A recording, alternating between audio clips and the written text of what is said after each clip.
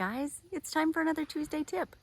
So, on our theme of nourishment, I think there's more to food than nutritional value. And some of what's there is actually the soul value, right? Like the soul nourishment that you get from food, specifically from childhood foods, right? The things that you grew up with, the things that your mom made you when you were feeling bad, or your favorite night of the week, or whatever, the things that make you feel that connection to childhood, to past times, to happy times, whatever it is. A lot of those foods are not nutritional. Let's call them not nutritional, right? Like mac and cheese is high on my list. It's mostly, the way my family makes it, a can of tomatoes and macaroni and crackers and cheese, right? Like there's not a lot nutritional happening there.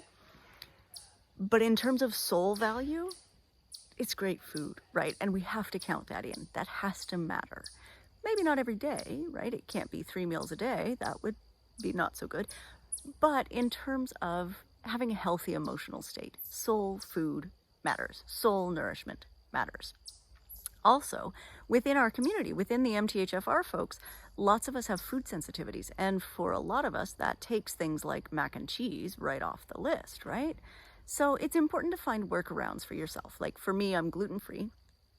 And so it's easy now to find gluten-free pastas and gluten-free crackers that I can make this entirely unhealthy mac and cheese with that still feels like my Nana's recipe, right? It feels like going to Nana's house and having her make mac and cheese for me. Wonderful. That's perfect.